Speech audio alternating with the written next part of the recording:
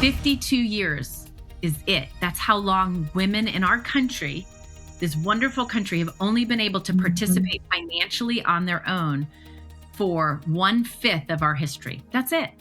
And the reason I tell you that is data on brain trauma and epigenetics is saying 4 generations to change those brain patterns and that natural thinking.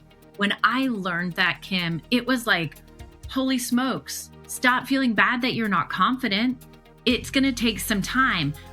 Well, today I am so happy to have Julie Wilson from Women Doing Well in the house. And she's our CEO of the organization Women Doing Well. And it's an organization that helps a woman identify her 2-word purpose statement, activate those passions that God has placed in her, and then live and activate her plan for generosity.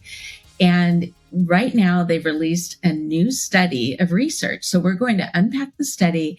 And for all of us who are listening to this podcast, our hope for you is you're going to hear something in this study and in the stories that Julie shares that will help you take the next step on your own journey of generosity. So thanks for being here, and thanks for putting your AirPods in and taking us on your walk today. Welcome back to the Generous Girl podcast. I'm Kim Moeller, your host, and I am joined with the famous Julie Wilson, the CEO of Women Doing Well, one of the organizations I work for and am so privileged to be a part of. So welcome, Julie, to the studio. Well, it is wonderful to be with you. And I feel the same about you, the fabulous. Oh, well, it's, you were on the podcast a while ago, season 1. We're in season 4 already. And it was great having you on the show then.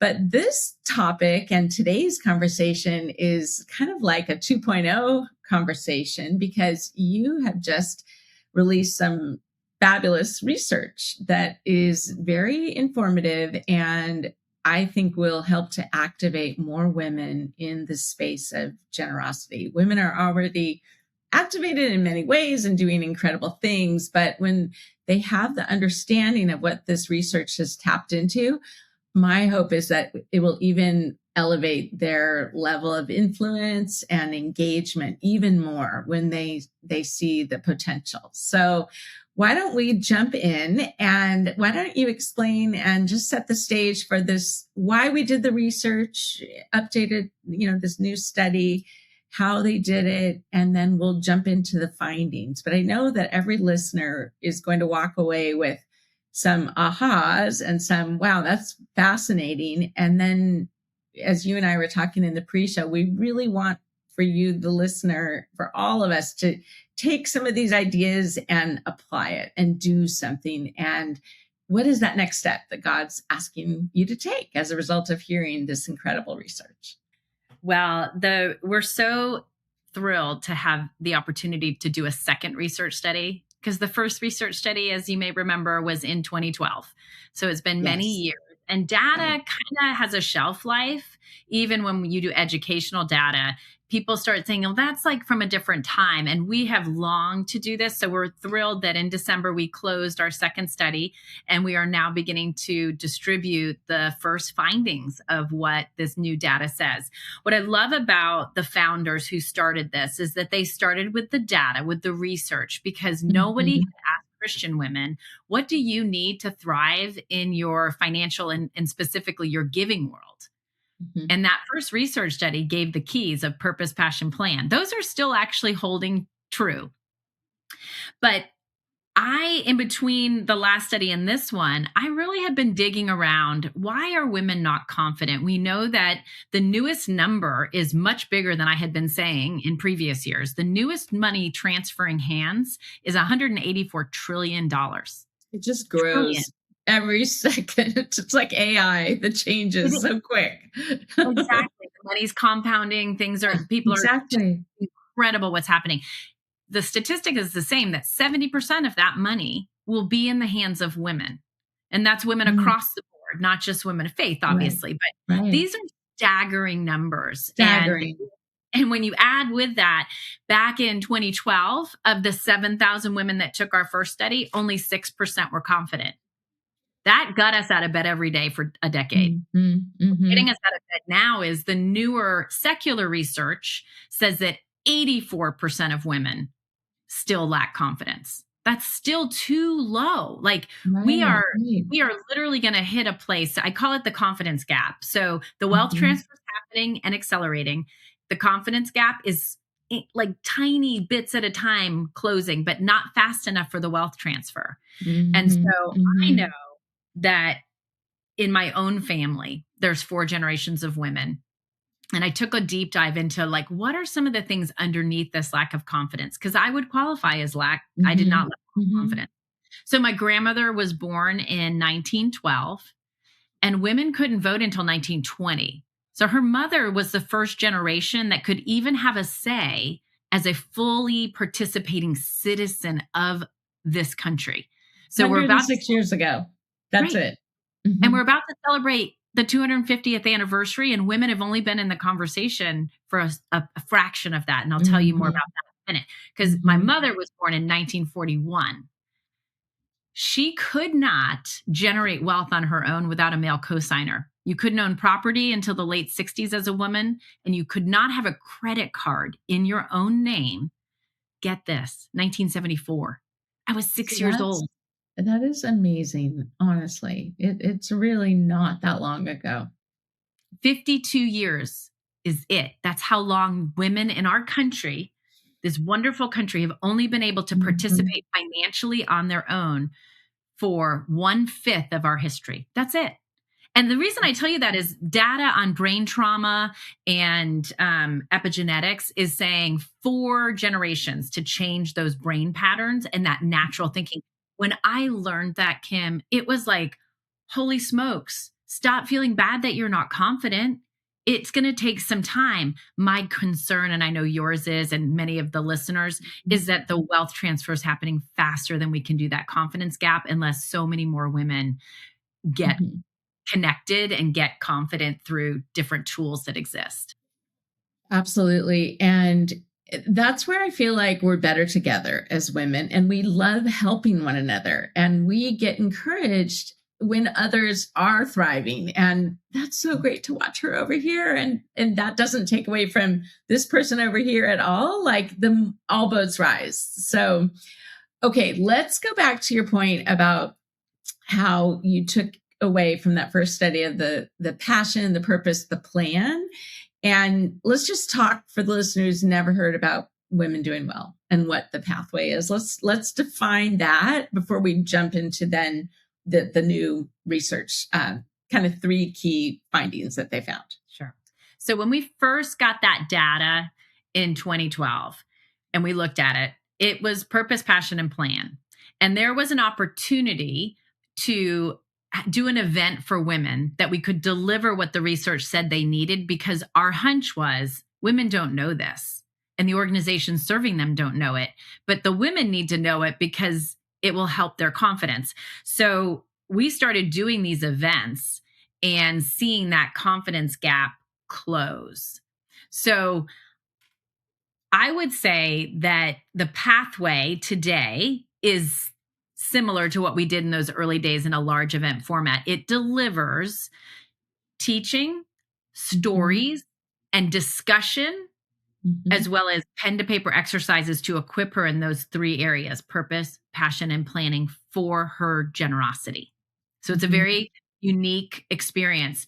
What I will tell you is it is very flexible how you experience the pathway. Some like to do the pathway online, some like to do it in person. We want every woman to experience it. So we want to make it as easy as possible. And the key is it's a gift. It's not Mhm. something you purchase, it's something you experience as a generous gift from the many people that support the work we're doing because this is their passion. This is an alignment, which is Right. what we Right. teach. Be in alignment with your purpose, passion, plan. Your giving's going to be so much fun. You're going to Mhm. hardly be able to not write a bigger check. It's just going to happen that way. And women want to give their whole life. They don't want to just write a check. They want to give their Right. time. Their They want to get their time, hands on the exactly. The ministry. And talent. Mhm. Mhm. So for the woman who has never attended a pathway, she can go to womendoingwell.org and she could sign up for our next online one. Sometimes that's done in 12 weeks where you're meeting 1 hour each week. And like you said, it's flexible. If you've got a facilitator in your area, you could also do like a Friday night, Saturday morning, or maybe just a Friday night or a Thursday night. And then you do the second part of it a few months later. So many ways to package it, but you will walk away with a 2-word purpose statement that is hard coded in your DNA. It's always been true of you, never changed when you were 3 years old. It was how you were wired. And that might be inspiring hope or liberating greatness, encouraging significance. And then we look at your passions, the second P, and that is, what are you called to right now? Maybe it's helping the homeless. Maybe it's anti-trafficking. And maybe in college, it was completely different than what you're really passionate about right now. Maybe you have kids now. You didn't have kids before. And young families, marriage ministry is really up your alley. All kinds of things in that category, but we help you identify what those passions are. And then the third P is your plan. Your plan for generosity. How will you steward well your purpose, your passions, and then use those time, talents, treasures? And the part that's so fun, I think, about the pathway is you are hearing stories or you're watching videos in community with other women. You can totally go by yourself, not know a soul, and you'll leave with new friends, new people that share your vision for, how do I live this life to the full? And a friend of ours wrote a book called Life with a Capital L. So how do we live this life with a capital L and really be all that we were made to be? And so love the work that Women Doing Well has done so far. And it feels like we're at the cusp of this next level of growth and being equipped, by this research. So now that we've kind of set that foundation, let's jump into the research and let's just talk about research point number 1, that women are confident, well-equipped givers. What would you say about that first point? Well, I would say we were shocked because as you know, in our first study, only 6% of women were confident. In this study, 90% are confident. Now, it's a smaller size because there is something called survey fatigue that many people have 13 years later. But we got a huge sample of women. We had 1,300 women fill out this survey. It's an educational survey, meaning nobody is marketing, nobody's got an agenda for this research. It is truly meant to be as a service to women and organizations that serve them, just data to build on. Like, you can look at it. It's been peer reviewed by the Lake Institute, which has very stringent guidelines. Mm-hmm. Women could not be incentivized to take the survey. It had to just be, they wanted to participate. So we had 1,300, which is a wonderful sample size in this day and age, very solid research. The women came from a few places. They came from Women Doing Well, our database. They came from financial advisors because we actually collaborated with Blue Trust, which is a financial services firm that's Christian and national and committed to understanding what women need specifically and uniquely, and helping them with their families, if they have a family, kind of steward that wealth. So what I want to tell you is the reason why that number is so high is women actually had what the first research study said they needed. They had a financial advisor who shared their values, helping them make a plan, right? That's the third P. But they also, by and large, either had gone through Women Doing Well, generous giving, or a partner organization that values generosity because they're partnered with us as a nonprofit. So these women were basically having all the things the first research study said they needed. And so I think that that's just working. And it's working. We learned different things this research study, but we kind of confirmed and are continuing to dig into what did they have specifically. Did everybody have an advisor and a generosity experience? We're doing those crosstabs. But right now, what we can tell you is this is a confident, really engaged woman. And I'll tell you, 73% of them were married. And they still were saying that they were the primary driver of their family's generosity. And so this isn't just working women. This is married women. This is single women. This is women who work, women who stay home. It's a very diverse group of women. There's so much joy in giving, and the premise of you can't outgive God. And the women I know that are really on that journey to just, test me and see what I can do. And then they give more and they give more. And it's like I feel like I could write so many books about those stories and the vibrancy of those lives because they are just open to God to steward those.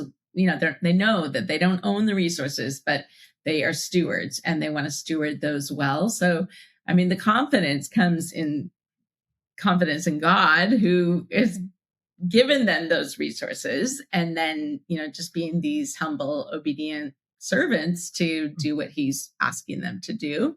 So I love to hear how that number has shifted. And your reference to the great wealth transfer early on is we have never in the history of the world seen this amount of wealth going to women.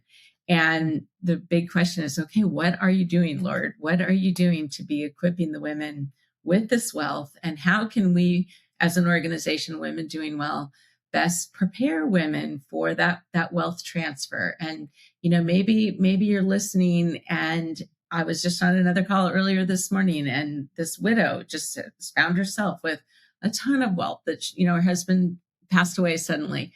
And that is we know women often outlive the husband, and so it's more common than not. And so maybe you're listening and you have been involved in the philanthropy in your family and the giving and helping to really influence how that's happening, where the money's going. But maybe you're on the other end of the spectrum and you're just kind of dipping your toe in the water and wanting to understand. So either place, wherever you are, you're welcome. And there are resources, there are incredible people that will come alongside you so that the journey is not only not lonely, but it's a lot of fun. Absolutely. Yeah. And one of the things in that confidence realm is that the more experienced you are, the greater your generosity. So actually being generous builds confidence. So don't wait is my right. Sort of like do what you need to feel like confident about taking a step. Don't feel like you have to have it all worked out, because what we're finding is that the majority of women 45 and under that reported being confident is less than the older women, because they've had a longer runway. And I think as we get older, we feel more confident giving more because we're kind of at the end of things and not as worried about, will I have enough? And so you still need that. But even in our study where it was highly confident, it was more confident the older and more experienced she was. So I think those are really, like, for the younger women listening, just start now. Yes. Just start now. You're invited and you're needed. And even if it's not as much, it's still good muscle practice. Absolutely. I flew on an airplane and sat next to this gal, and she was in her late 20s, and she talked about her grandmother being so generous, and she was a single mom. And she said, someday I'm going to be like that with like my grandmother was. And I said, don't wait till then. It actually gets a lot harder to be generous the more you have. So it's better to start when you have nothing and make it a muscle that you get activated and you're using. And then as the blessings flow, it is much more it's natural, because you're used to, when you had nothing, you were giving something back to the Lord. Okay, number 2. What about how personal experiences matter for giving? Oh gosh, this was so fun to see in the research, because our name Women Doing Well is not about your status. It's about how women engage best, and it's by doing. So, right, like the first research study said, don't just ask her for a check. You won't get as much as you would get if you could get her full self. Like, let her volunteer, let her go on an experience trip. Like, many organizations have vision trips. Like, when we experience the ministry or do the ministry, right, our connection goes up, and that connection to the mission and that passion area, our money goes up. And more importantly to God, our joy and gratitude back to him for letting us be part of his secret plans of blessing is like incomparable, versus how, at least my giving was in the first days. Well, I got to do my tithe, check, no emotion at all. And then when somebody asked me for money, it's like, oh, I don't really want to give to water wells. But okay. Like, this is a friend of mine. And it was just obligation, duty. I'm not giving enough, comparison. It was all this like very negative. And what we're Mhm. trying to say is, I mean, on the one hand, God doesn't need your money. He's God. He created everything out of nothing. So what does he need? What do we have that he needs? But he's Mhm. entrusted time and money and gifting to us because of his love and because he doesn't want to do it without us. He wants to do it with Right, us. So it's right. his. It's like we're in the playground just playing with his toys and Yep. giving away what he's already given us. And that's hard for And me to always remember, but it's like when I can get there, like the mhm, joy that your giving can have is mhm. so beautiful, and you're healing the world. So experience Yes. is a real key for women. Mhm.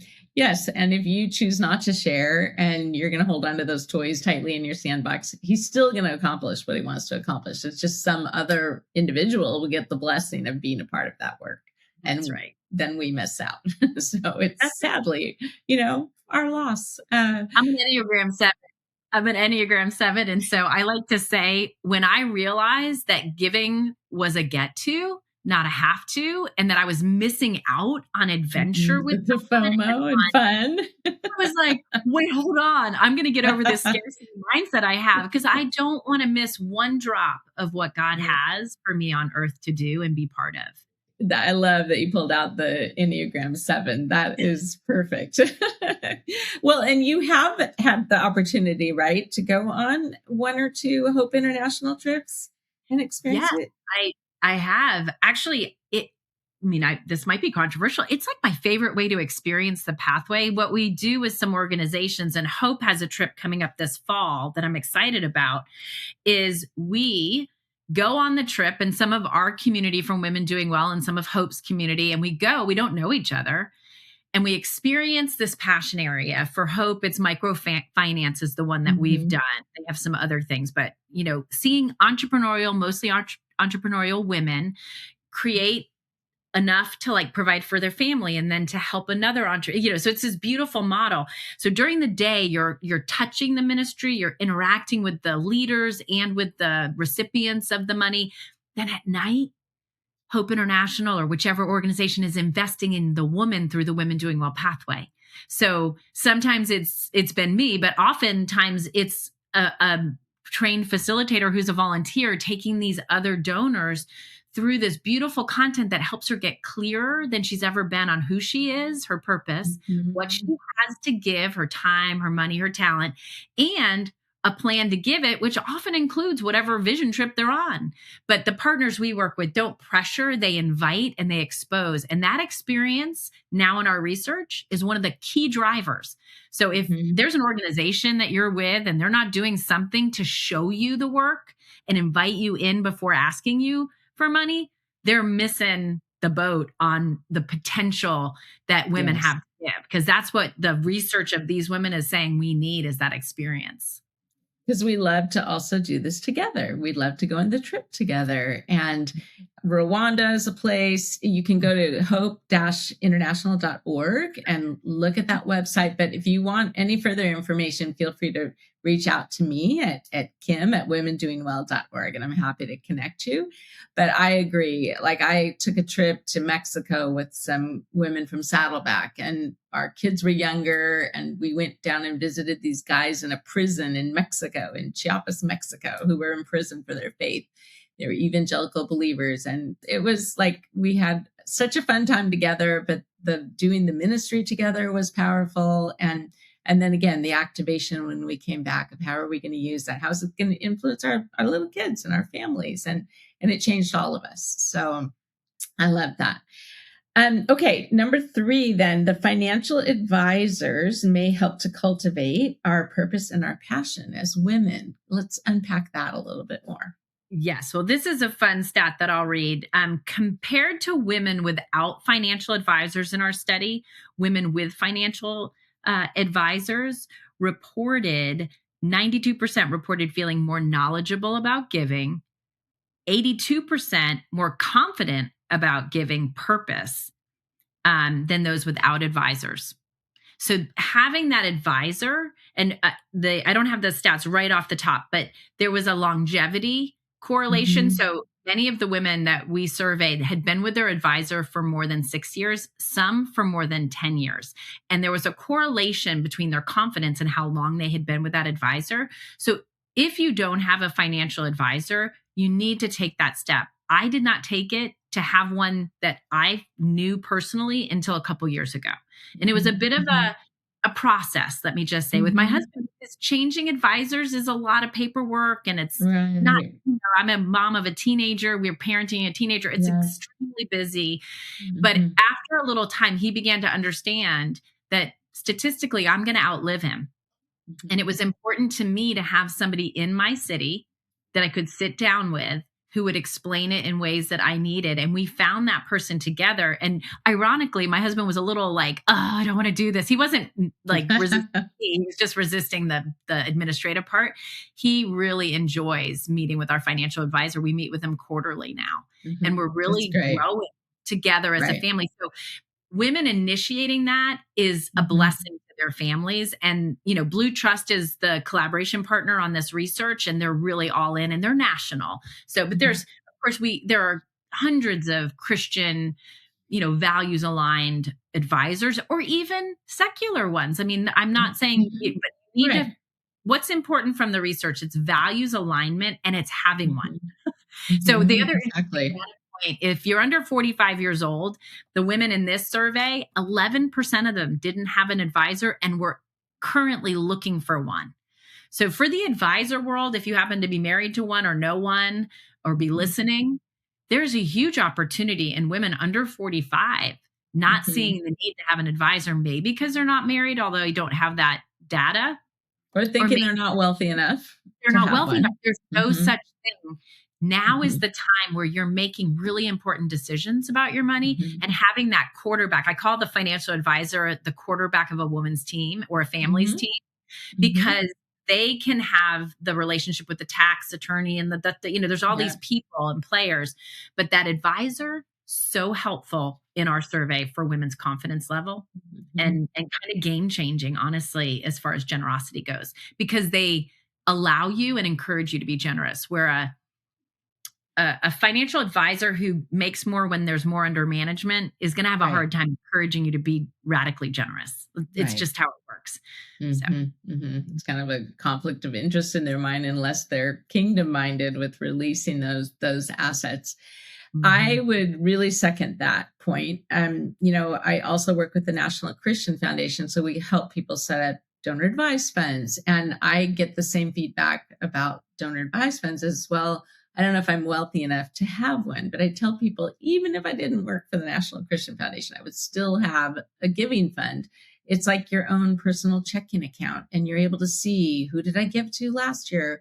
Who did, which groups were important to my husband and me? And then also, what percentage did we give away 5 years ago compared to where we are today? And is it a goal to increase it by 1% or so every year, or more than that? So it takes the mystery out of it, and it also removes it from the household budget, and just it's clear. You can see what you're doing with your capital, and the relationship with that advisor. It's so true. Until these large firms really understood that the husband's passing away and the woman is changing advisors because she didn't have a relationship, there really was a gap, and there still is a gap with, how do they really build that relationship of trust with the woman? And I love that, you then found somebody local. My advisor is actually a woman and her son, and we've never met in person. It's all online, but she was highly recommended to me by somebody else. And I also think that's often how it works, is the referral network of women too.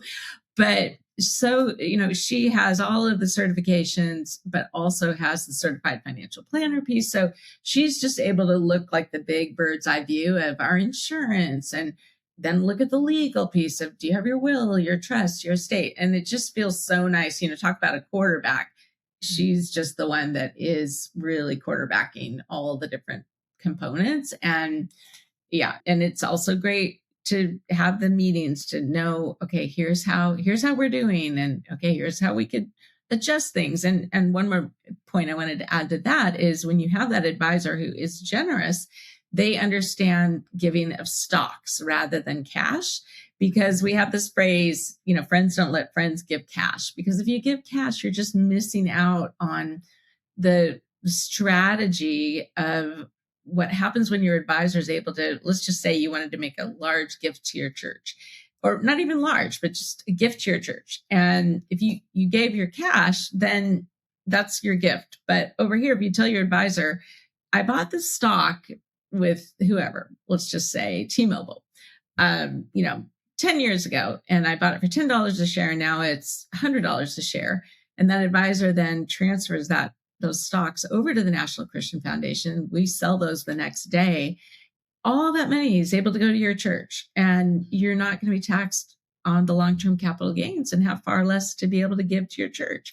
So there are just certain strategies where the good news is you don't have to know all these strategies. If you have the advisor who is leading and helping you, then it'll open up a whole new world of how you're able to maximize and steward well the resources you've been entrusted with. And we've also had another advisor, and we stayed with that individual for a chunk of time. Then we felt like it was time to make a change. And so, if you're with someone now, maybe you're hearing things and you go, I'm having all those things happen with my advisor. Ask your advisor, or maybe ask some other people that maybe there's somebody else that might be better suited for you. Yeah, exactly. It's a journey.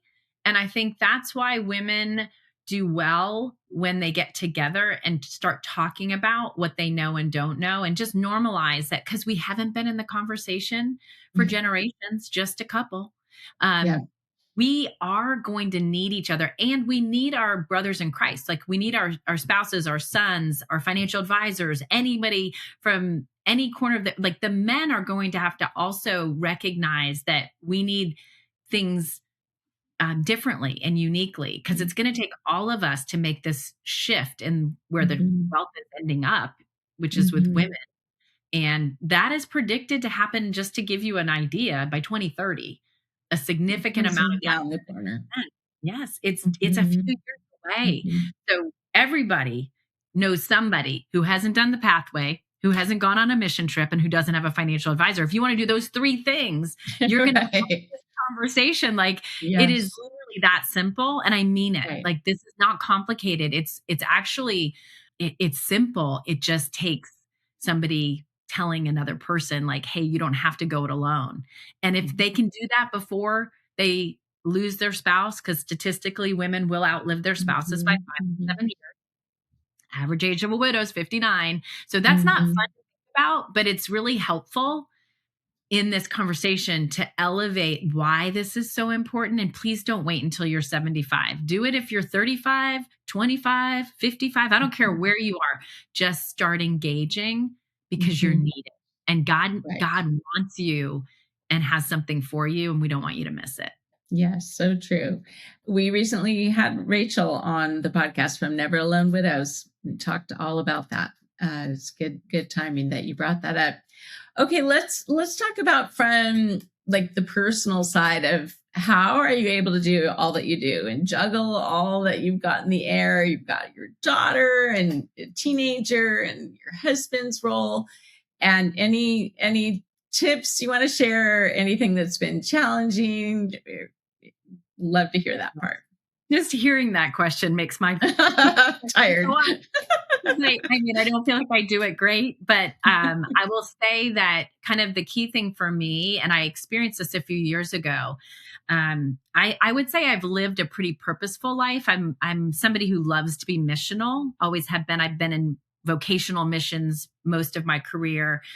I burn out once, and that's when I discovered my 2-word purpose, which is, was before Women Doing Well. And then I had to have a renovation when I got in the generosity conversation, and especially when we started working specifically with women in purpose. And I remember one day after becoming the president of Women Doing Well, right? So big job, way bigger than I had before. And my husband just said, what are you on? I've never seen you work this hard. I said, I think this is what purpose in action looks like. I've been so afraid of my own shadow. I was so Mm. afraid to be out of alignment with God's will. I was so afraid to own my leadership, to own the unique gifting that I had, because I want other people to feel that. So Mhm. one day I woke up, Kim, and I was exhausted. It was during COVID, and it was like the first time in a year and a half or so that I had had any bad day. Like, I really mean that. Like, it was like this long run. And I sat there in my bed thinking, "Oh no, it's going to end." Like, kind of like the honeymoon had worn off. And I asked the Lord about it, and he said very simply, "Turn around." I was like, "What?" And he didn't say it audibly, obviously. I was like, Yeah. "Turn around?" And it was like, "Yeah, turn around." I'm like, as in like metaphorically or physically? And it was physical. So I'm like, okay. So I flipped around and I put my feet up on the wall above my bed. And I was like, okay, what is it? And he goes, "You are not cultivating change in yourself. Cultivating change is my purpose. You are That's running your so purpose. Yeah. hard. You have forgotten to let me cultivate change in you." And I was like, I haven't had a day off or done anything Mhm. in that growth area. So do you know what I did? I kind of cleared my schedule that day and I read a book I'd been wanting to read on something. I don't even remember what it was. And I filled back up again. So purpose would be the thing that gets me through. And right now I'm in a season, I'm so stretched. And Mhm. you mentioned I have a teenager. I'm married. My husband has a full-time amazing job that he loves. I love my job. We both work from home. It's chaos half the Yeah. time. Yeah. But what I go back to is I'm partnered with a man who sees me and makes Mhm. space for what I'm supposed to do while I make space for what he's supposed to do. And I involve my daughter. She always gets to speak into my travel schedule and just different things. Mhm. But honestly, I go back to that purpose often. I'm doing exactly what I'm supposed to do, and I'm doing it in a passion area that obviously I'm passionate about it. Mhm. And everybody can have that, and it's going to look different. You have passions that are different than Mhm. mine, but I Mhm. know your purpose is driving you these days too. So I just think Yes. that's an important Yeah. note. Mhm. And I don't think it's just women that need purpose, but I think women haven't done that work by and large, whereas many men just know it because they're raised to work and know what they're supposed to be about. So it's Mhm. not like a judgment, it's just women are behind. So if you don't know Mhm. your purpose, that's the starting point. Um, Mhm. I depend deeply on my spiritual life. I'm grateful for Crew, which was my early Crew and Redeemer Presbyterian, Tim Keller Mhm. spiritually formed me. And one of the things I have been really grateful for is to know that, yes, I can know my purpose, but I have to run in the power of the Holy Spirit. I cannot do this on my own, and nobody else really should either. But it Right. takes effort to remember that and to make time Mhm. for And Bible to and make time. Mhm. make time. Mhm. And I love that about our friendship. I feel like you have modeled that and Oh. affirmed that in so many ways. Even with this podcast, you're equipping women, right? So I love love it. to equip women because I feel like there's women are amazing, men are amazing also. Both are needed for God's kingdom. But women, especially, we all juggle so many balls, whether you're single, married, kids, no kids, empty nester, kids at home.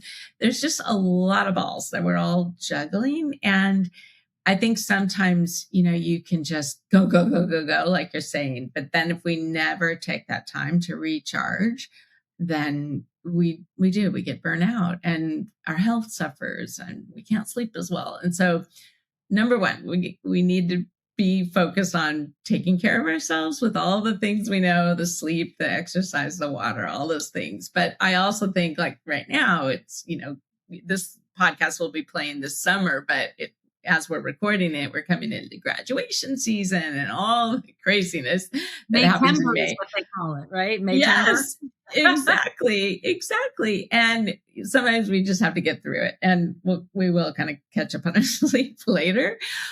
But just hang on if you're listening, and be encouraged. Know that you have a unique calling that no one else has.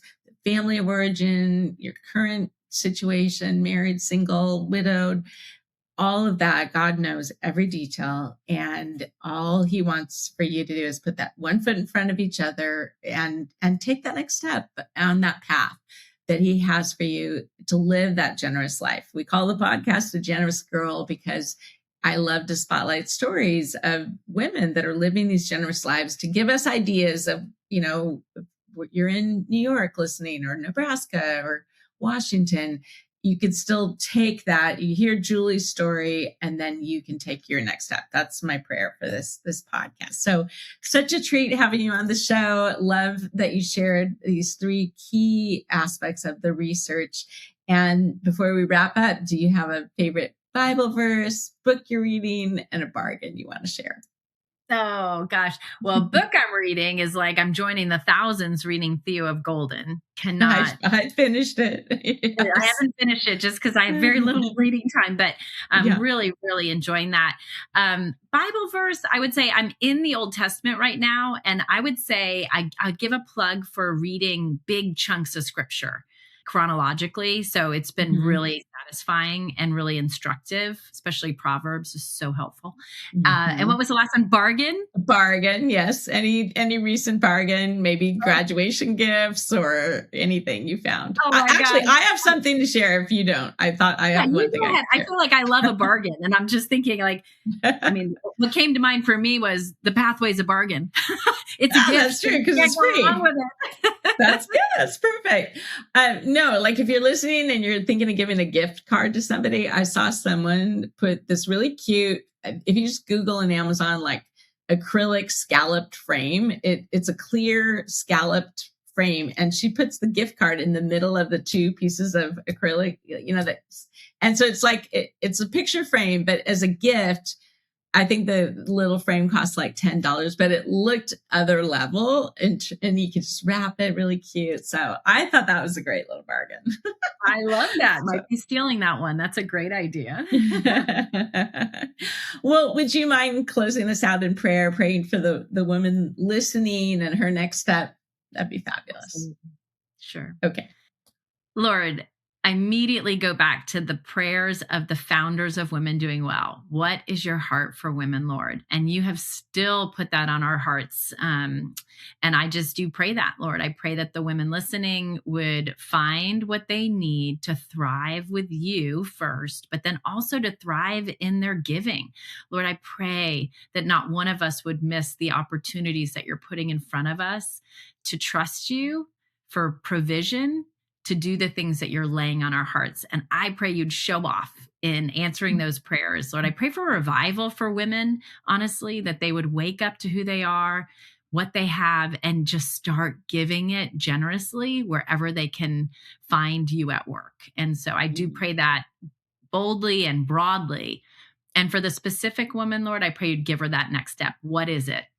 Speak to her heart now, whether it's going on a trip with Hope International or another ministry, or finding an advisor, or going through the pathway. Lord, you know what she needs. And I pray you guide and direct her steps, and that we could be whatever resources we have would be available to her. In Jesus' name, amen.